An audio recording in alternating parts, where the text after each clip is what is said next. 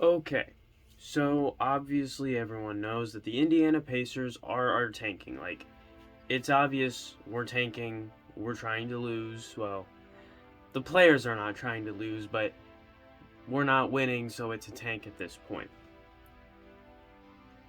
And what makes these next few games important, especially the ones after the All Star break, is the teams that we are playing.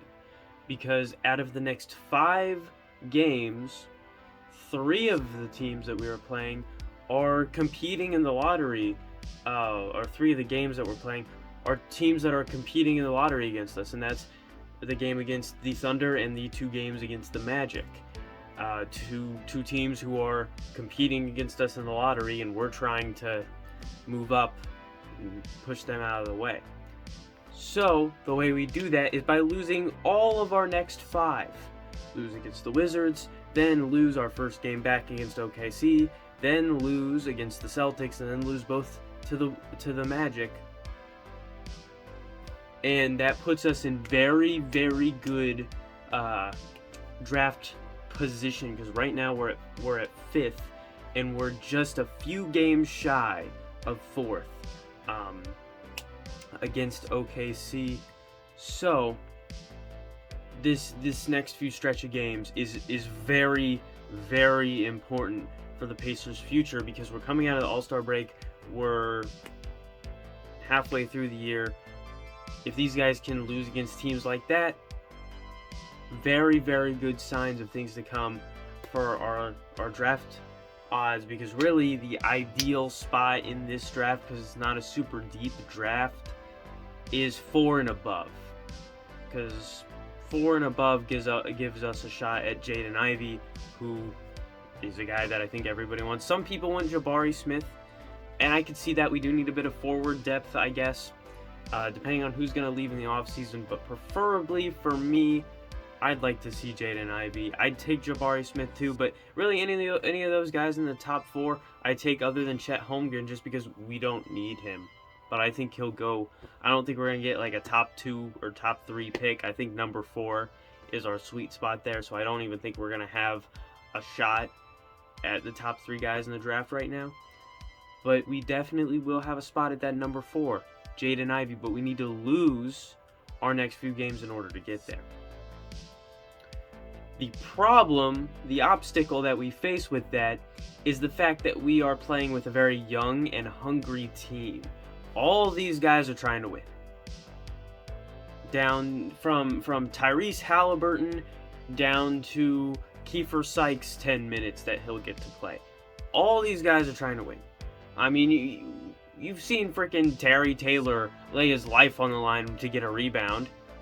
You've seen Tyrese Halliburton just make some of the most magical passes. You've seen Tristan Thompson fighting for offensive rebounds like a beast. You've seen Lansing.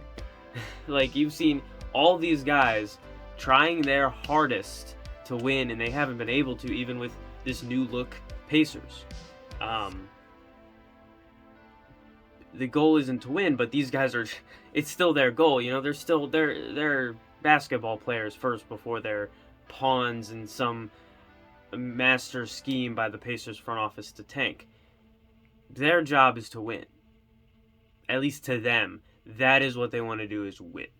And no matter where they are in the standings, in their mind, they're always thinking, we have a shot at doing something. And that is very detrimental to the tank the Pacers are trying to run here. So that's kind of the con of having the young and hungry team that we have, with guys like Jalen Smith, Terry Taylor, Tyrese Halliburton, Chris Duarte, even some of the older guys like Kiefer Sykes and Lance, Tristan Thompson. Like, all these guys try their hardest. O'Shea Brissett, all those guys try their hardest to win games, and eventually they're going to put it together. And when they do put it together, we need to hope and pray that they can just like kind of wait to put it together until next year with some of the new rookies that we draft with our good draft picks, because we don't want to see wins right now, even though they want to see wins right now.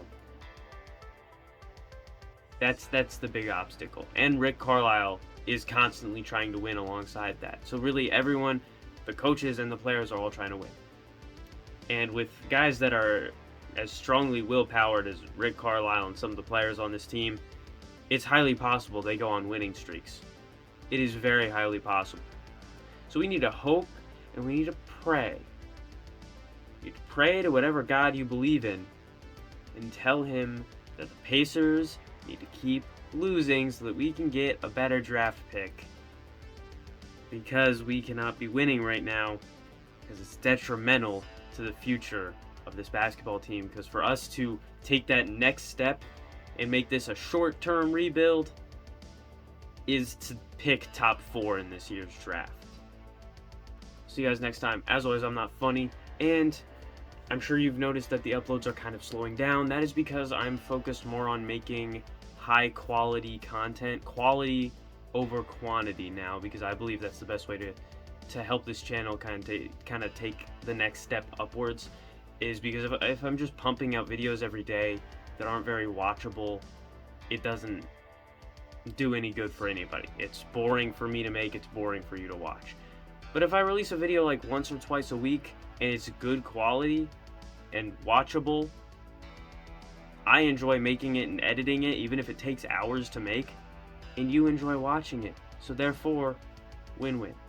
That's why it's kind of a new pace. Obviously, I still make rant videos because those are fun, but I can only make rant videos when there's actually something to rant about, like something has to happen in the game for me to rant about. So you'll see those still, just not as often because I actually, like, something has to happen. So yeah, see you guys, see freaking Tourette's. See you guys next time. Just got unlucky on a few plays tonight, you know. One of those plays, I thought he was standing still, but he just hit the shit out of that one guy, and the guy went flying. They blew the whistle, and they called it on him.